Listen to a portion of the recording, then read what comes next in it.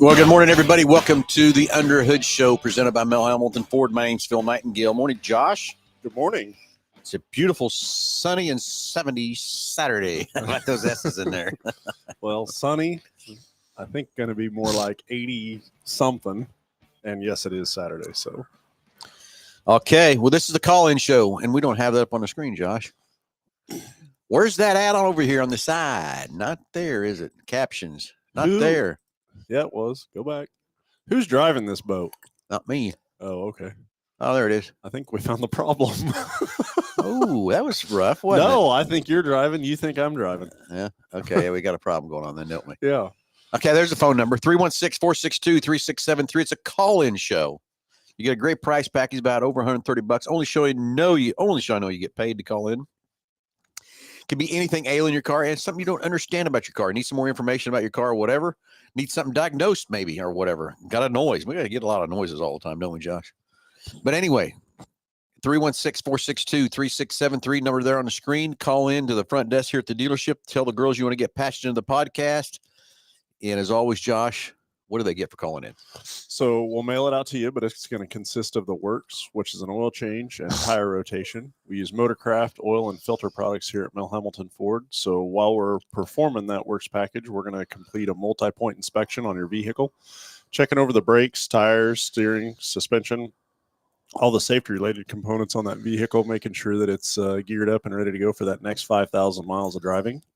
You'll also receive yourself $10 to Mel's Diner, so you can get yourself something to eat and drink while you're here with us at the big corner. Complete nitrogen for your tires, so you get all the great benefits that nitrogen has to offer.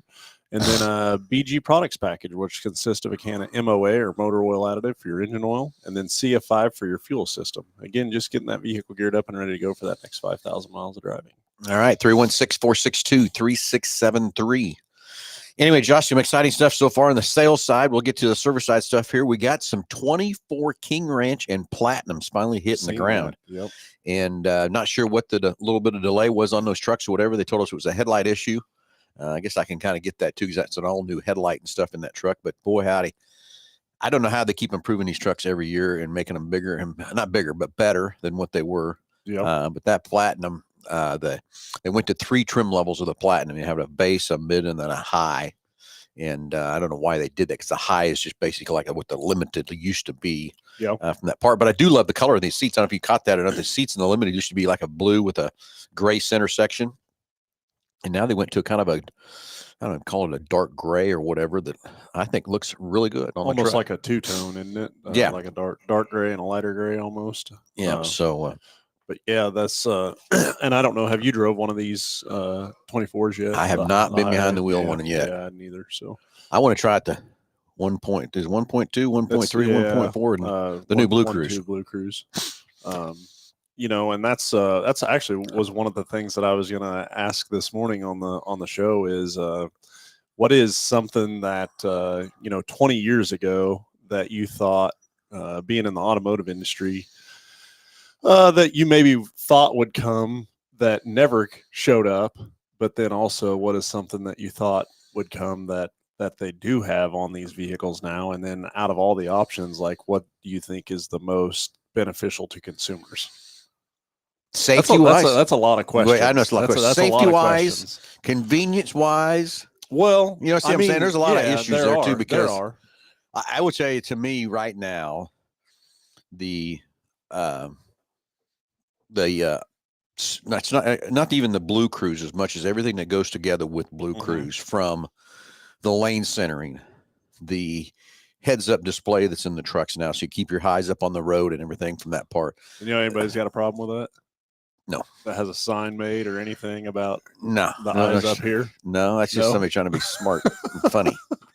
Okay, gotcha.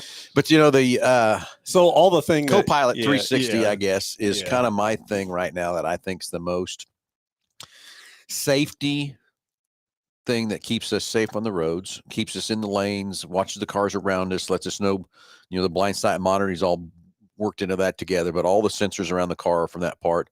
I mean, just like pulling into my garage, the camera pops on, lets you know I'm going to run in the boxes that's in front of my truck or whatever, and backing out, if I'm going to run in the side of the garage, it's going to beep and let me know. And it's like got a little I'm pretty sure I've told this story before on this on You the racked show. me out on something, Josh? No. It has Okay. nothing to do with you. Totally about me. So the first pedestrian. So they've got a. Gosh, I don't even know. It's pedestrian a collision avoidance type system on the truck. So the first time that well, it wasn't. I mean, I had to have been driving it for a little while, but the first time I was driving one of those, I went home one night, and the driveway into the house is like kind of a U-shaped deal. Well, there's a basketball goal there, and the boys were out in the drive playing basketball. Okay. Well, I pulled in the drive. I want to say, I mean, relatively fast, and I intended on just tapping one of the kids, just a love tap. Like I was monitored. So this might not be the best story for parental guidance. We're not gonna turn the SRS today, Josh. Okay. But I was gonna tap one of the kids. Well, I pulled in the drive there, and the pedestrian assistance kicked in, and it locked the brakes up, and my head hit the steering wheel. Man, paybacks are a bitch, aren't they? The kids were perfectly fine, and then they were laughing their ass off at me. That is because I had. Okay, we're blurry again. Dang it! That was my fault. Here, let's do this. Nope. I didn't do it, Josh. Do it again. Gotta do so you're gonna get your exercises, your squats in every day for this camera. Sorry about the camera deal. But anyways, that was so you hit the windshield. Yeah. Huh? Well, no, I hit the steering wheel. Did it hurt? No. Liar. It was about as hard as I was planning on, just kind of nudging them. But I did it kind of to scare them. But then I don't know. Talk about backfire, man. Straight up backfire. So it did. It 100% caught me So by it surprise. works. Yes, is what you're saying. It did work. It 100% worked. So that's my thing. My thing is I'm going to say Copilot 360, which wraps everything together with the adaptive cruise and lane centering, the backup assist, all the stuff that goes into that, and the cameras that are around the car. Because that's really, to me, it's one package. You can't take, does cars have simple, some of those things just in their cars? Yeah. But I think when you put Copilot 360 together with all that's kind of my new and latest and greatest thing that I love from that part on the new vehicles. Yeah. So one of the things that I think, there's so many features and functions on these vehicles now. And I think it varies by consumer, whoever ends up with that vehicle, as to whether they even really know all the features and functions and everything that they have on that car. But one of the things that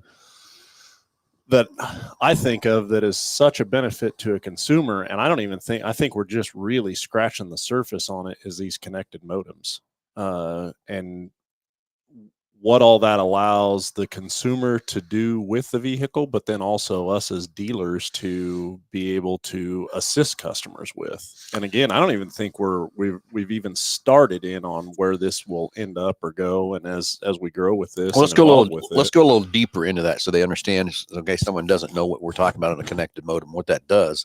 But basically, it's a computer on board that's wireless, basically, that connects to the internet, and we can dive into the car. But there's a lot more to it, because I've used that connected modems a ton to help customers that have broken down on the side of the road. Well, I mean, you go everything from the Ford Pass portion of it. Okay, so where a consumer is able to from their cell phone be able to unlock their vehicle, remote start it, look at tire pressure monitors, look at fuel, look at mileage, location.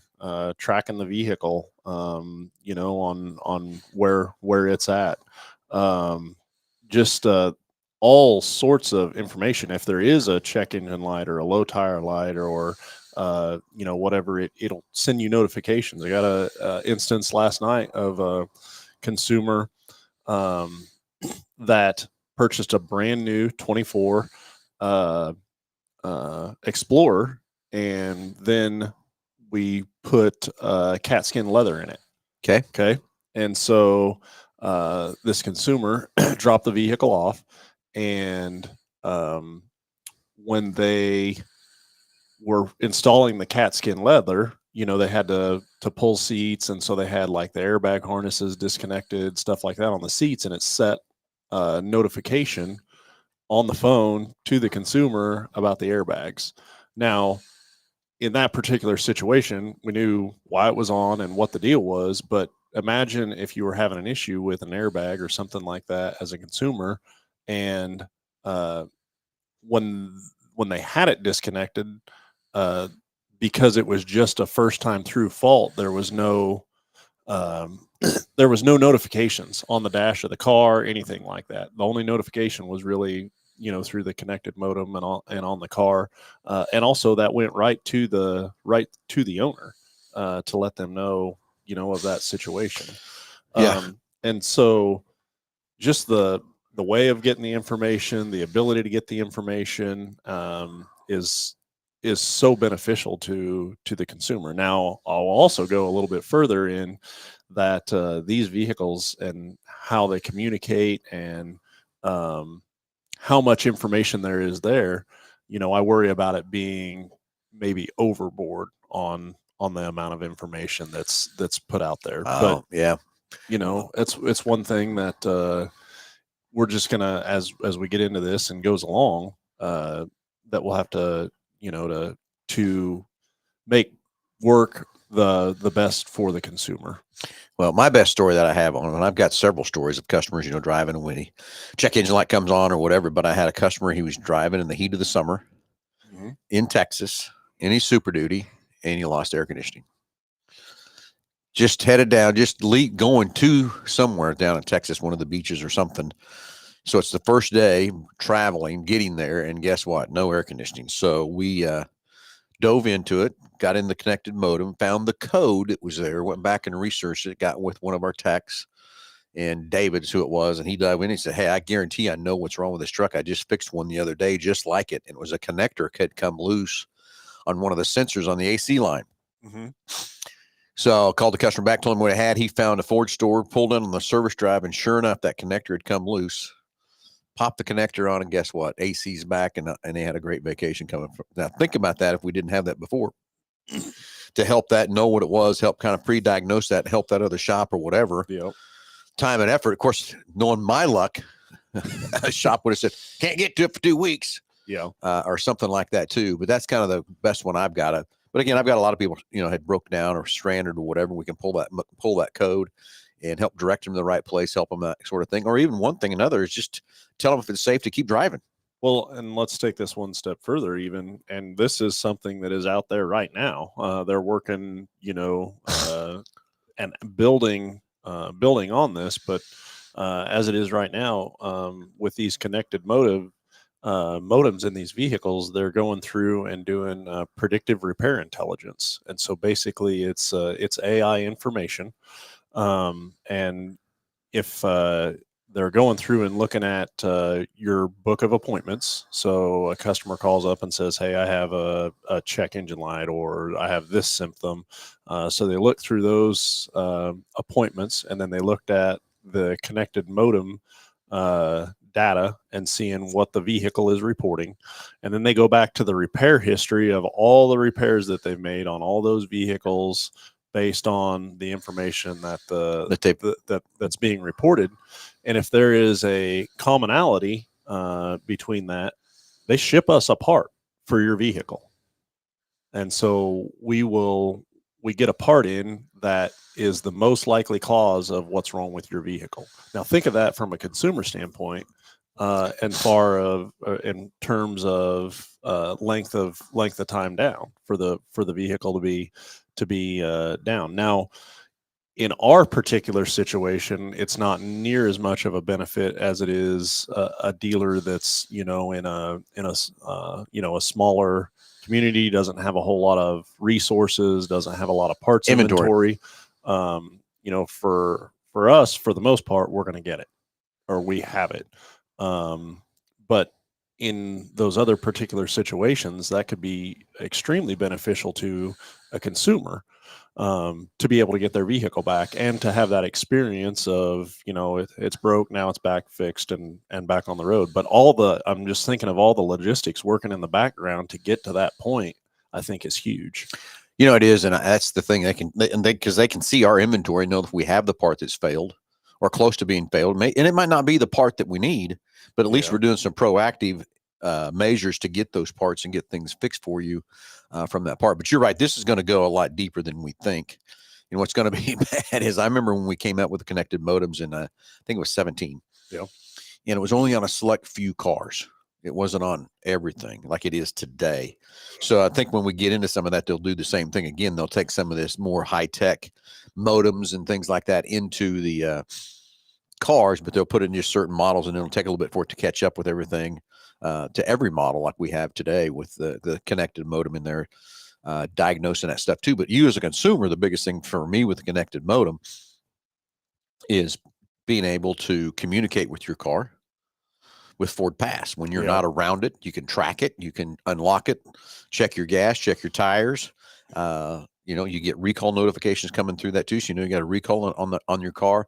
There's so many things that Ford Pass does from that part. And I know the other thing I've had a couple of people say, I don't like being tracked. Well, they're not doing anything with the tracking. It's a way to help you communicate with your car. Because I can't tell you how many times I get in a demo. That's the first thing I do is I hook up Ford Pass and make sure it's hooked up and ready so I can remote start it when I want to. I can unlock it if I need to. I can remember how much gas is in the thing, if I got enough gas to get where I need to go from that part. So there's so many things that go into that Ford Pass. It's and the next thing is you get all those points for free. Yeah. So so let's hear from a consumer as far as you know, is the connected modem, I mean, is that a violation of privacy? No. You know, I mean, I certainly don't think it is, especially in the number of benefits that that it could be of assistance to you in a bad situation for sure.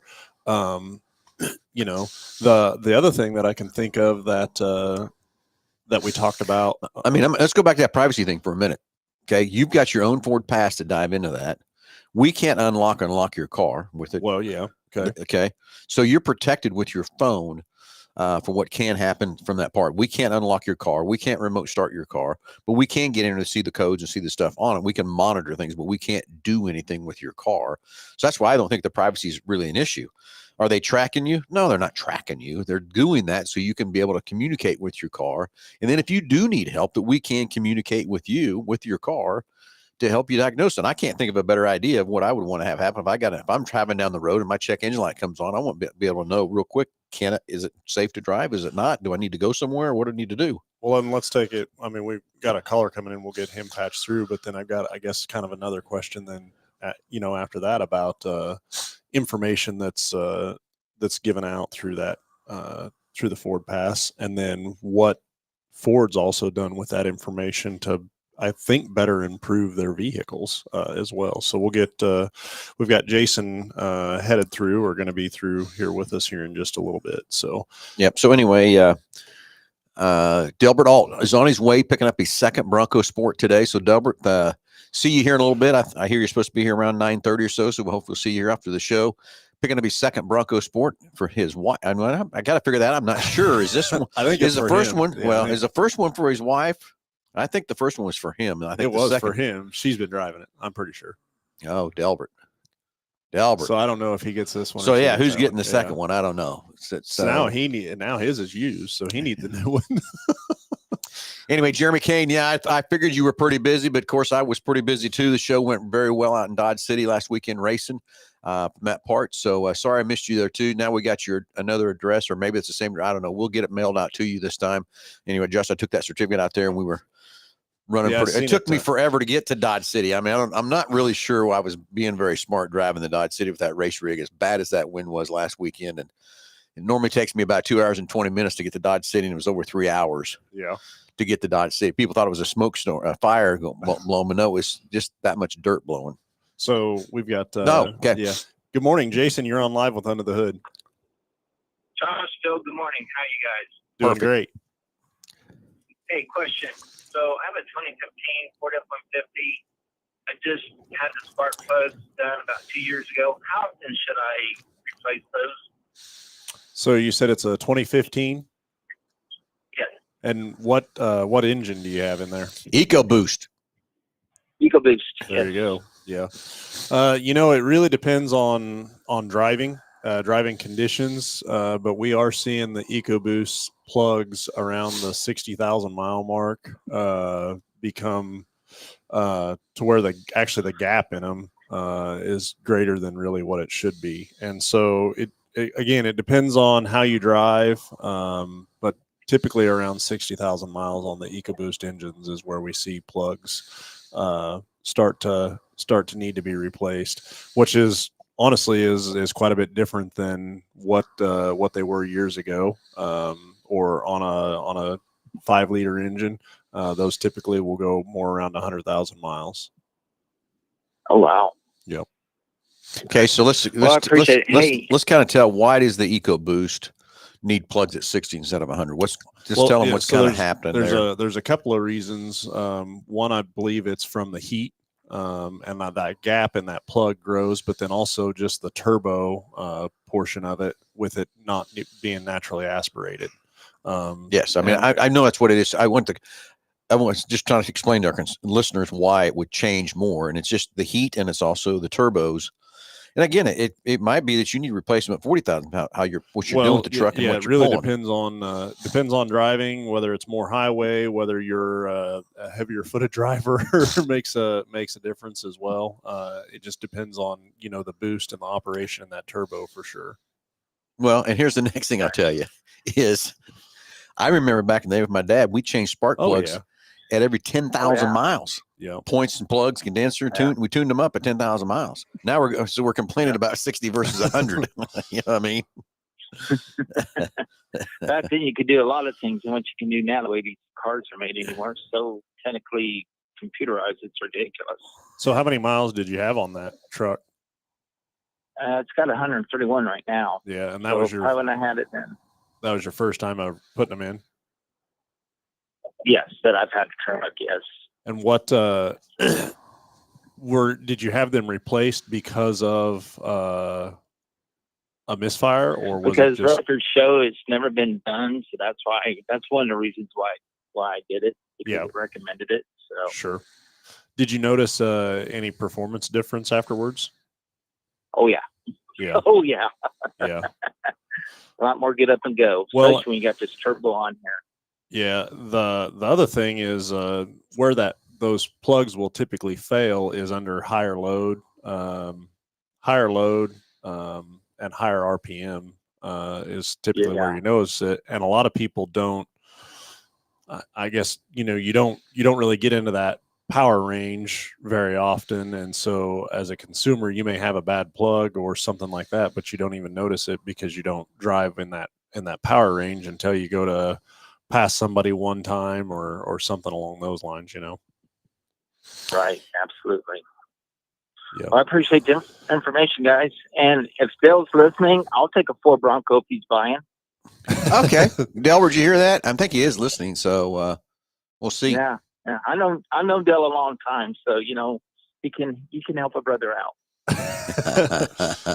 So before you get off here, Jason, what do you think about the connected modems, or like us being able to see data from a computer system off of your vehicle, without even having the vehicle here? You mean possibly issues going wrong with it and stuff? Yeah. So tire pressures, oil life, awesome. I think that's awesome. Mileage, fuel range, stuff like that. Yeah, I think that is awesome. Yeah, because that could prevent you from having troubles down the road. Yeah, I understand that. Well, very good. I'm all for it. Well, good deal. Well, hey, Jason. All right, guys. You guys have a good weekend. I appreciate it. So. Yep. You bet, buddy. You too. Thank you for the call. Yep. Thank you. Bye. Anyway, let's talk another little tip. JR comes in says poor coil boot design, increased cylinder pressure, which requires more voltage to jump the gap. Well, yeah, I get that, but back in the day, we had just a few little amps and volts going through these deals. Now we got 40, 50, 60, 80,000 volts running through these ignition systems that we didn't have years ago from that part. And as far as poor boot design, I don't know. Are we talking about on the 11s? I don't know. Well, yeah. And again, that comes down to heat. It really does. It comes down to heat and around that boot, and then just deterioration after time. And I get into that, I guess, a lot or all the time, is that what's the life of a part? until, Well, until it breaks. I mean, that's where I was going until after. it doesn't work anymore. Back in the 70s and 80s, or the 70s at least, we were putting plugs in every 10,000 miles. Now we're complaining about putting them in at 60. And that's the thing is the quality, the life expectancy of cars and stuff has changed so much and improved so much that we're so dependent on now. It's supposed to run forever and never break. Well, I think a lot of it is, I think a lot of it is maybe the expense of the vehicle initially, but then also they're so much more reliable than what they were. I guess if Well, I've said it many times. I mean, my dad used to carry a toolbox. Yeah. And stuff, everything, jumper cables, coolant, water, oil, everything. So if we broke down the side of the road, we could fix ourselves. Now, today, we don't even bat an eye at running 5,000 miles, even popping the hood. Also we need to go to Kansas City, boom, jump, go. Yeah. Shoot, before we'd spend an hour getting the car ready, just mechanically wise, before we jumped in the car to go to Kansas City from that part. So that's what's crazy about how much more dependable these cars have come. But we've also we've been more making ourselves demand that. From that part, but we got to remember it's a mechanical piece of equipment. What we got It's going to break. It's going to wear. It's going to happen. Got into a situation the other day about an extended service interval on a vehicle, and the extended service interval went to 150,000. So they were warrantying the part to 150,000. This vehicle happened to have, 180,000 miles on it, and the consumer still thought that should be covered. That it should be covered. And I guess I get it in the fact that they acknowledged that there was an issue with that part, and they were having the issue that the part had, but also like that thing went 180,000 miles. Miles. Okay. Like I don't. So that let's I got in addition to deal with that with a recall on one, a special policy. It wasn't a recall. It was an upgraded deal that Ford put out there on the brake boosters. Mm-hmm. That doesn't cover the whole brake system because they have a brake booster issue. It's just for the booster that they saw some issues. So they put an extended warranty. It's not a recall. They didn't recall the cars, or NHTSA didn't tell them they had to recall the cars because the cars went so long before that. But the manufacturers can't, and we can't warranty these things for life. There's no manufacturer that warranties these things for life. Can't happen. It's a mechanical piece of equipment. It's going to break. It's going to happen. Dielectric grease. Yeah, it's exactly right. When you put those boots back on, you put a little dielectric grease on that boot. That'll help maintain that boot and everything else too. Get that too. Good call there, Vincent, from that part. So, hey, 316-462-3673. You want to talk about new technology, new things you love about your new car or whatever, something you just couldn't live without? We're here to answer those. Not answer those questions. We'll hear what you got. Yeah. So going back to this AI and the Ford Pass, and I don't know if you know this or not, but one of the things that they use it for is what do consumers use their vehicle for? Okay. And so like on the new vehicles, I don't know if you noticed, but the parallel park system is no longer present on vehicles. They found out that no consumers were using it, and so they removed it. Josh, you got to do your squats again. What was that? That must have been. Okay, well, now hold on, Josh. What you got to realize what happened there. Okay, they took that out to save chips. Yeah. And to build more cars. But I think that's coming back. Kind of the same issue came back as heated seats and heated steering wheels and that sort of thing they took out. But I think that's what happened and what we're seing. But again, I don't know how many people parallel park to use that parallel park. Now, it is a cool option. So what I will tell you, have you done it? I've done it a lot. Yeah. But where I've done it at is anytime I go to a school and do demos with vehicles, for whatever reason, I think it's very showy. You know what I'm saying? Like the students, for it to be able to park itself, they really enjoy watching that feature or function go. Now, for me personally to use it, I think it's a lot like the backup or Trailer Pro with backing up a trailer. It's like I can parallel park the vehicle faster than the system can do it itself, or I could back a trailer. Well, I think I get the trailer backup side of that thing, but so many consumers, I think, struggle to parallel park. Would agree. Why? Because would we agree. don't do it very often. If you think about it, there's really not a lot of parallel parking anymore. Years ago, I think there was a lot. Yeah. But again, I think the parallel park deal helped us grow into the technology we have today with Copilot Agreed. 360 Yep. and adaptive cruise using the sensors and the cameras and all that kind of stuff too. It was a kind of a proof of concept, I guess. We can make it do this, and then now let's add more to it and see what else we can do with it, for sure. Yeah. So anyway, 316-462-3673. Love to hear what technology you love in your car and what feature you like the best. If you call in, hey, you get a great price package about over $130. Morning, Jim Petty. How you doing, buddy? Anyway, Jeremy, we'll get that certificate mailed out to you. Have we got everything else kind of handled? I think we got everything else handled in the chat line. Delbert's going to be here in a little bit to pick up his second Bronco Sports. We'll see him after a bit. And we got a phone call coming through. Do we? We do. Okay. I'll get them patched through.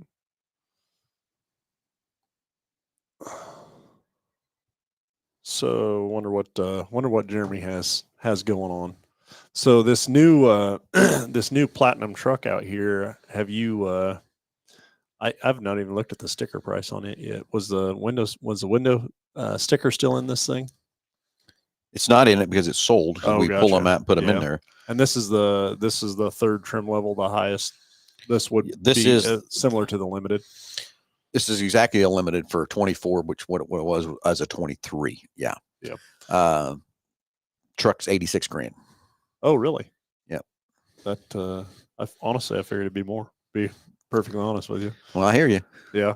The guy that's buying it doesn't think so. Doesn't think so. Yep, I understand that. Well, let's go to the phones. Let's talk to Jeremy. Jeremy, you're on live with Under the Hood. Morning, guys. How are you? Good, man. Good. You? Good. It's nice outside today. Yes. Hey, I have a couple of questions regarding trucks. So one, I guess my first question is on the Maverick. I've been looking around, doing a little research on it, but unless I'm just missing it, is a Maverick, is it built like a regular, like F-150 body on frame, or is it a unibody like a car? And then my second question is why is it, and I don't know if you guys know the answer or not, but it seemed like over like the last 10 years or so, because I drove a Ranger a long time ago, and the bed of the height of the beds of these trucks, why are they so tall? You can't just like, with the old school Rangers, it was easy to pick stuff up and put it over the sides into the bed, no problem. But it's like now you can't do stuff like that. Do you guys know those answers or no? I got about every answer for you here, I think, here, Jeremy. Yeah. First of all, the Maverick, okay. The Maverick is a unibody construction truck. Okay. It's made on the same platform as the Bronco Sport. An Escape basically is what it's built on. But now being on a unibody construction, the cab size is bigger than the 23 Ranger, okay, inside of it. Oh, it is. Because a unibody versus on-frame truck. Now the 24 Ranger, they've made it bigger. Not a lot, but a little bit bigger in the cab and bed and everything else too from the 23 model year. So I don't know if the 24 Ranger is now the same as a Maverick or whatever, or close, or if it's bigger than the Maverick. I don't know. I don't have that stat in my head, but I do know that the Maverick is bigger cab size inside of it than the Ranger, than the 23 Ranger. I need to get my stats together on the 24. But now the Maverick it's been a hot demand truck. We're finally got trucks in stock for that. Finally, since 3 years we've been making that truck. But I will tell you, the most popular truck is the XLT front wheel drive hybrid, because that thing will get, and I'm not kidding you, it gets 40 miles to the gallon. I got a guy the other day come in here and said he was getting 46. And I said, I don't believe you. Went out and looked at his trip odometer. Sure enough, he's getting 46.2 miles to the gallon with that truck. But again, it's how you drive and what you do. Now they've got a 2-liter hybrid EcoBoost motor. It's in the high 20s that it gets running around with that part, which is still great fuel mileage for that part too. But there's a lot of options in the Maverick. There's an XL, XLT Lariat, and then there's all-wheel drive, and then there's tow packages. There's a lot of stuff depending on what you want to do with that Maverick for that part too. But again, the Ranger, like I said, they did take and redesign the Ranger, because basically the Ranger we had come over from, I believe, Australia, and they just made it compatible with the United States and stuff. So finally they redesigned the Maverick here in the United States and made it a little bit bigger inside. And it's not a lot bigger, but it is bigger And I've got some 23 setting out here that our fleet department is getting ready to deliver, and then I got a 24 setting beside it. And there is quite a bit of difference in the trucks. Why are they making the beds so tall? Only thing I can tell you is the consumer wants to haul more stuff and put more stuff in these trucks is what's going on with that. And they can haul more than they used to from that part, especially with our aluminum bodies and stuff like that. That takes our payload and really increases our payload, not having heavy steel on there, and you can be able to put more stuff in those trucks. I think some of the height of it has to do with, wheel size too. Look at what we were putting on vehicles years ago. It was 15, 16, like 15s. 17s. Yeah. And we're up to, if you don't have 20s, pretty much everything almost comes with 20s anymore. So I think that has a lot to do with it.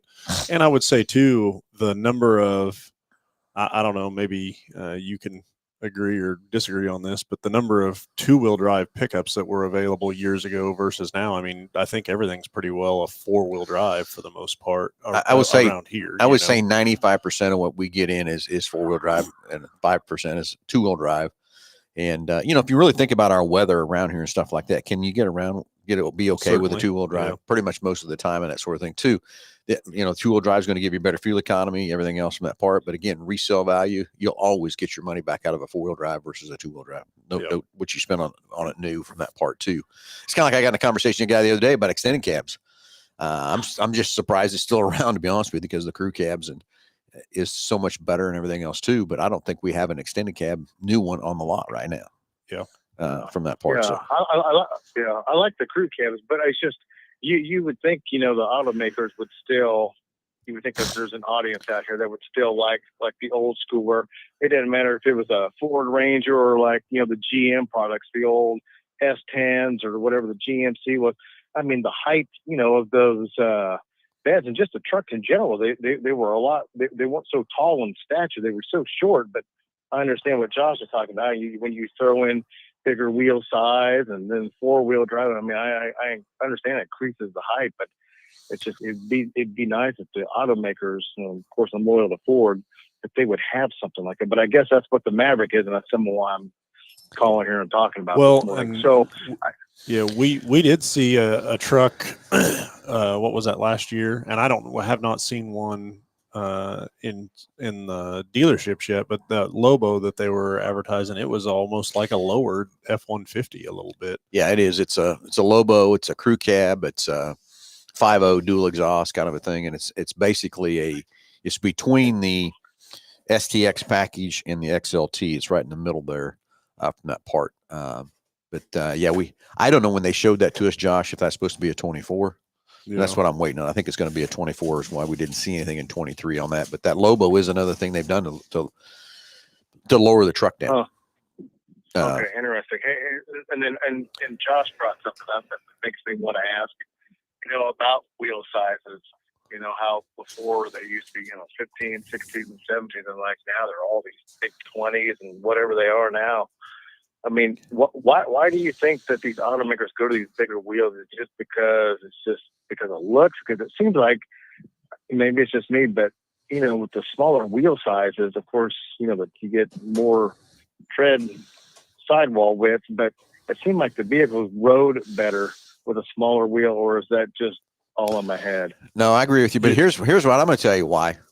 Is because after these cars started being built, customers went out and took the 16s and put 18s on. I remember when 18 was, oh, wow, you got an 18, you're cool and everything else like that. It's just kept creeping up from that part. And the manufacturers are just trying to say, hey, if you're going to put wheels and tires on it, we're going to sell them to you instead of doing that part. But I think it's a supply and demand that our consumers have went to the 20-inch. If you got a 20, big deal. It's not even a real hot thing anymore. Yeah. Now the drill trick thing, if you got a 22 on your car or whatever from that 24, part. Yeah. But I'm with you. The sidewall goes away. And I do think it changes the ride, but I do think the manufacturers have tried to do a better job of changing the spring rates and shocks and things like that to adjust for those shorter sidewalls and stuff too. But you have to think about it from a safety issue too, right? So if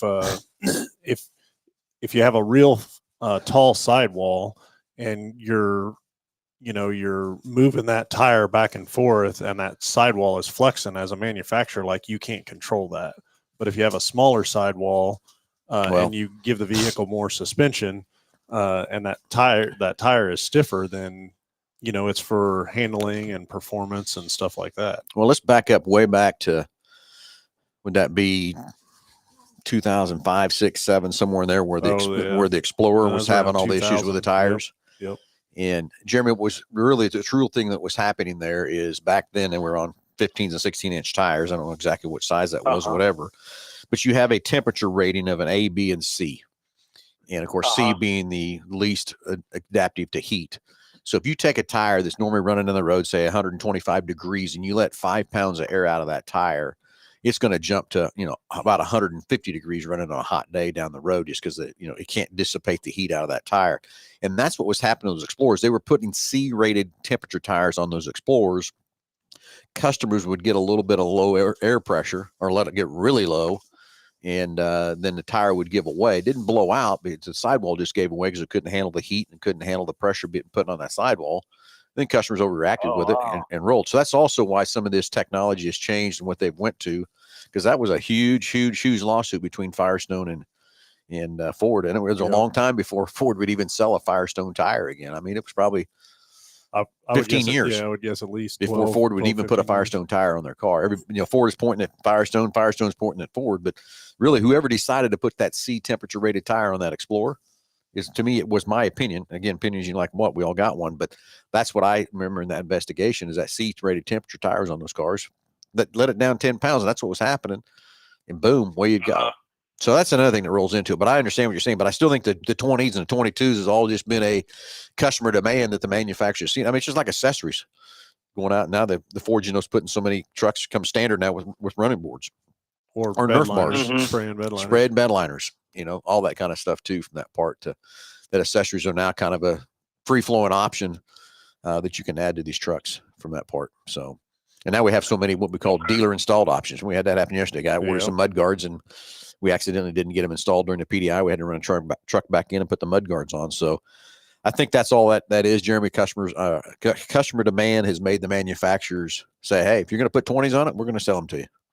Is what I think. Oh, yeah, because they'd rather have the profit than the secondary business owner to do the secondary of buy your wheels and running boards here. So Ford wants to keep the profit. I get it. Or any car manufacturer. What I will say on that side of it too is there's so many times that I get involved in a customer that has a issue or complaint about something, and you go back and look at what's going on, and they've installed an aftermarket accessory or somebody's put an aftermarket accessory on it. And I can't tell you how many times that I've got involved in a draw or a squeak or a rattle or something like that. And it's came from, having an aftermarket accessory on it. I can think of years ago, Chevrolet had their windshield moldings that were up by the A-pillar on each side of the windshield, and customers would put just a bug shield on their vehicle. And it would deflect the air different and it would make those moldings rattle. Now, is that the molding's fault, or is it, what I'm saying? It was an aftermarket bug shield. It wasn't designed to fit that vehicle or go on that vehicle. And it would just move the air just right and then make those weather strips or moldings rattle like crazy. And so I think also when the consumer, when the manufacturer controls those things, it just helps the overall owner experience better for the consumer. Yep. Well, the next thing is the aftermarket world doesn't have to go through crash test ratings and all that kind of stuff that a manufacturer has to go through before they put something on your car. So I think that's another huge factor there that, buying original equipment, I shouldn't say original equipment, but manufacturer accessories if you can, because they've met the requirements when that car was new and met the crash test when the car was new from that part too. Oh, that makes sense. Yep. Okay. Well, thank you for answering those questions this morning. I appreciate it. Enjoy your show this morning. Jeremy, great questions, buddy. Really appreciate it. There's great questions. Love it. All right. Well, have a good weekend, guys. You too. Anyway, just got a few minutes left on the show, and hey, I just missed a chat line over here. It says, do you ever use the E3 plugs, and if not, why? And do you not like or use them? Well, here's why. I'll tell you, if that E3 spark plug was a thing, the manufacturers would have already adapted to it.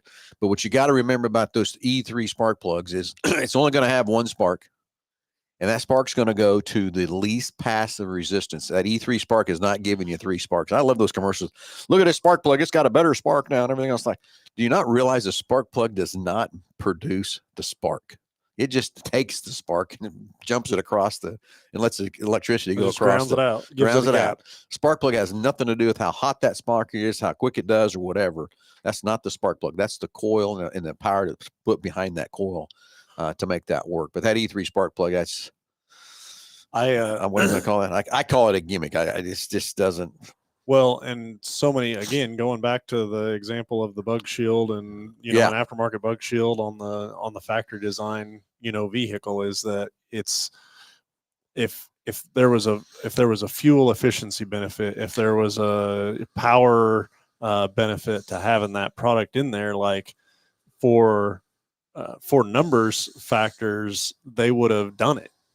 These cafe ratings are so tight on these vehicles. I mean, the manufacturers are looking for every little thing, and if they could have got better fuel economy out of this thing by putting a different plug in it, I assure you they'd have done it. They'd have done it. I mean, that's how. I mean, you're talking about putting. I can't tell you probably how many hundreds of dollars in like undershields there are on vehicles for proper wind flow over it. How about the front air reflector on an F-150? It raises up and down and goes down. Yeah, they got a air dam that is electronically controlled, raises up and down, and is controlled by a computer with vehicle speed and stuff like that. I mean, to get better fuel efficiency, if they could have done it in a a $2 or $3 more spark plug, I promise you, they'd have done no brainer. It'd have been in there. It's no different than a cold air intake. Yeah. And if you want to put a cold air intake, I get it, but that's not all you can. That's not going to get you any more performance because the car can't breathe getting out. Yeah, it's got to come in. If it's going to come in faster, it's got to go out faster. And then you got to have a tune to and then you got to have a tune to do and everything else too. And the best example I can give of that is on my GT500, it was a big deal out there in the forums and everything about taking the air cleaner lid off of it, and so 20 more horsepower out of it and all this kind of stuff. And Jake was all over me about it. So when we took my car over to BG to put it on there and put it on the dyno to see what it would really turn and stuff. And then we ran it a couple times and I said, no, let's take this air cleaner lid off. And so we did. We stopped, took it off. I think it was 2 horsepower difference. So it ain't nothing that's going to be truthful to that part. And that's just so many things that the manufacturers have to hit these CAFE ratings. They're doing everything they can to hit that number. And like you said, if there's a $3 something that can get them better fuel economy, they're going to do it. I remember as a technician over at the Chevrolet store, this was years ago, but this guy had I'm pretty sure it was a Chevrolet pickup, and it had the old round air cleaner in the front of it, and he had a log of distance he drove and fuel economy that he got from point to point and mileage. And I mean, it was calculated out to the 10th. It looked like a handwritten Excel spreadsheet. I couldn't believe all the data that was in this thing, but it was, it documented, hey, I drove from, say Wichita, Kansas to Oak City with the air, with the air filter lid turned upside down. And then I went from, Oklahoma City to Tulsa and didn't have the air filter in it at all, and just doing different things that he was documenting and documenting this fuel economy on it, trying to get the best fuel economy out of it. And I'm thinking, man, there are so many other variables that go into that. What's the quality of gas that you got? What was the wind? What was the, were you climbing a grade? Were you descending a grade? Stuff like that. And I mean, you had it all calculated out to the 10th. I couldn't believe the amount of research that went into this deal. But just thinking of all the other variables that went into that as well. And, in that list was, at the time, I don't even remember the name of the spark plugs, but it was remember it was the V, it was a V ground strap on them. Gosh dang it. It's a Champion? No, I'd know it but anyways, it irregardless, that was a big thing then, that was these split fire. Oh, split fire. Yeah. Okay. Split fires. Yeah. Plug. Okay. And that was the big thing then. And again, in his logbook, didn't make a difference. Yeah. Didn't make a difference. But again, I don't know what the variables were that went into it or anything like that. Okay. So remember, this is another story I got. We got a few minutes here. It was when Chevrolet came out with their multi-displacement cylinders going, from 8 cylinders, 6 to 4 and all that kind of thing. And one time I remember me and David Cox, we got in our 2 Tahoes and went to Colorado. I mean, went to New Mexico to go skiing, loaded down, same, 4 in each car, loaded down, ready to go. And he had one that didn't have the multi-displacement. I had the one with multiple displacement. And I'm going to tell you, this is no joke. Every time we filled up, we were within 1/10 of a gallon of each other. Really? It was crazy because we wanted to see if that made a difference. Now, the only thing I would say back to that dissipating those cylinders, does it help emissions or does it not, or whatever from that part 2 coming out that tailpipe is the only thing I can figure out maybe. But the fuel economy was in with 1/10 of each other running down the highway and doing all that kind of stuff. So did it help? I don't know. Well, and then highway speeds too, and load, versus if you were doing a bunch of in-town driving or something along those lines. But yeah, exactly. Yeah. So anyway, I think it's about time Gus has got the call-in rolling across there again. Got a few minutes left here, but I think we need to thank all our people that help us get this show off the road, on down the road, and everything else too, from that part. But of course, Big Corner Creative for all your advertising needs. Hey, anything you need for your company, your personal. If you need a web page design, you need a vehicle wrapped, you need a Windows wrapped, Windows tinted even, race car wraps, whatever it is. At Big Corner Creative, right down the street here, as Jesse says, just Google us. BG Products, excited for the new partnership we have with BG with Salt City Racing. That's going to be fun over there in Hutch. Also, but again, the great partnership we have here at Mel Hambelton Ford with BG Products. Those products are just a best way to keep your car running many, many more miles. And of course, Go To Rent. Hey, Josh, I'm finally getting new cars that I've ordered in for Stan over there. For the fleet over there. Finally, 4 years later, though, I'm finally getting some new vehicles. We've been running used and rotating them out and everything else like that. We've finally got a few new ones coming. I got a bunch more orders in there and stuff too. So finally getting some new vans over there too. Got about 10 new vans over there for him. So excited for that. So if you're looking for a 12 or 15 passenger van or anything to rent, you don't want to put the miles in your car, give Stan a call right inside here at Go To Rent. Everybody have a great Saturday. Thanks for watching. Thanks for listening. And tune in 6 o'clock Wednesday for an update on Salt City Racing, and also next Saturday, 9 o'clock. Everybody have a great Saturday.